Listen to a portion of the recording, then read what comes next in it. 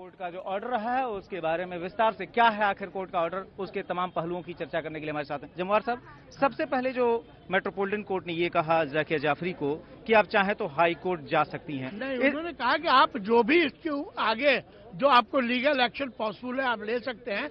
मैंने आपके protest petition को रिजेक्ट किया। इसका मतलब जो सो सिंपल टर्म्स में ये होता है कि जो एसआईटी की क्लोजर रिपोर्ट है उसको इस कोर्ट ने एक्सेप्ट कर लिया। Yes, you just remember supreme court direction. उन्होंने कहा था कि आपका इन्वेस्टिगेशन कंप्लीट है, मैं इन्वेस्टिगेशन को रिलीज करता हूं अपने मॉनिटरिंग से। Now you go to the court who is competent to take cognizance and file your report. SIT filed a report recommending that there is no evidence to take cognizance of any criminal offence against any of the 63 accused persons. And in hurdle in between court and SIT report was protest petition that has been rejected.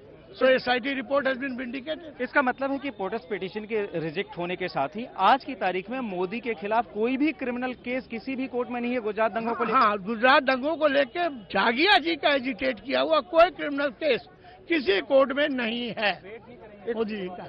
अगर वो commission में क्या है हमने नहीं देखा है, वहाँ मैं काउंसिल नहीं हूँ।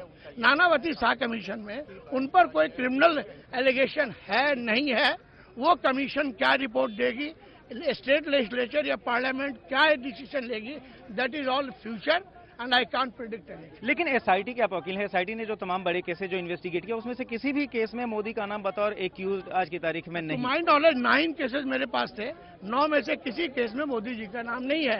एक ये कंप्लेंट में था जिसमें जाकिया जी का कहना था कि लार्जर कॉन्स्पिरेसी थी गुजरात के सारे दंगे और इसमें मोदी जी के ही कहने पे हुआ है। हमने इस पर कोई एविडेंस नहीं पाया और हम उसे रिपोर्ट दिया था, वो एक्सेप्ट। यानी कि कोई कॉन्स्पिरेसी थ्योरी जो है सही नहीं है। कोर्ट का ये जो ऑर्डर है, अभी रीजन तो मैं पढ़ने के बाद डिटेल बताऊंगा बड़े भाई। जमवार साहब एक आखिरी सवाल आपसे, ये कि जो है आज की तारीख में आपकी क्लोजर रिपोर्ट जो है इस कोर्ट ने एक्सेप्ट कर ली है, इसका मतलब है कि जितने भी लोगों को आरोपी ठहराया गया था उनके खिलाफ कोई केस बनता नहीं, इस कंप्लेंट पर नहीं बनता, इस कंप्लेंट पर नहीं बनता। सुना आपने कि आरएस जमवार जो कि एसआईटी के वकील थे और अहमदाबाद की मेट्रोपॉलिटन कोर्ट में एसआईटी की तरफ से उन्होंने अपना पक्ष रखा था। उनका ये कहना है कि आज की तारीख में जबकि अहमदाबाद की मेट्रोपॉलिटन कोर्ट ने एसआईटी की क्लोजर रिपोर्ट को एक्सेप्ट कर लिया है, वो भी इस तरीके से कि उसकी जो मुखालफत कर रही थी जाकिया जाफरी अपनी प्रोटेस्ट पिटीशन के जरिए, उस प्रोटेस्ट पिटीशन को मेट्रोपॉलिटन कोर्ट ने रिजेक्ट कर दिया है। इसका मतलब है कि एसआईटी ने जो अपनी क्लोजर रिपोर्ट सबमिट की थी उसको मान्य रखा अहमदाबाद की मेट्रोपॉलिटन कोर्ट ने, और इस तरीके से जाकिया जाफरी ने जो गुजरात दंगों की साजिश रचने और उसको लंबे समय तक चलते रहने देने के लिए मोदी सहित कुल 63 लोगों के सामने आरोप लगाए थे, जो कि आखिर में कुल 56 लोगों तक था।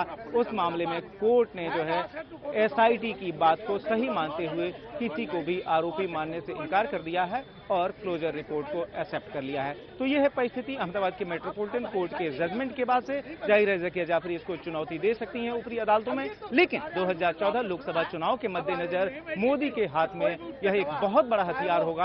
ध्यान रहे कि जब सुप्रीम कोर्ट ने वर्ष 2011 में इस मामले में सीधे सीधे कोई कार्रवाई करने से मना करते हुए अहमदाबाद की मेट्रोपॉलिटन कोर्ट को पूरा मैटर ऑफ रेफर कर दिया था, उसी समय मोदी ने सद्भावना उपवास का सिलसिला शुरू किया था और गॉड इज ग्रेट का कमेंट आया था। जाहिर है ऐसे में आज के जजमेंट के बाद से मोदी के हौसले और बढ़ जाएंगे, पार्टी मोदी पूरे ताकत के साथ लग जाएंगे और विपक्षी दलों पर उनके हमले तेज होते जाएंगे, खासतौर पर 2002 दंगों के मसले को लेकर ही। और इसी के साथ आखिरी बात यह कि गोवा तीसरी बार मोदी के लिए लकी साबित हो रहा है, क्योंकि जिस समय यह फैसला आया है उस समय मोदी गोवा पहुंचे हैं गोवा के मुख्यमंत्री मनोहर पर्रिकर के एक सामाजिक कार्यक्रम में शामिल होने के लिए। तो इस तरीके से आज का यह फैसला और इसके ये कानूनी और राजनीतिक प्रतिमान।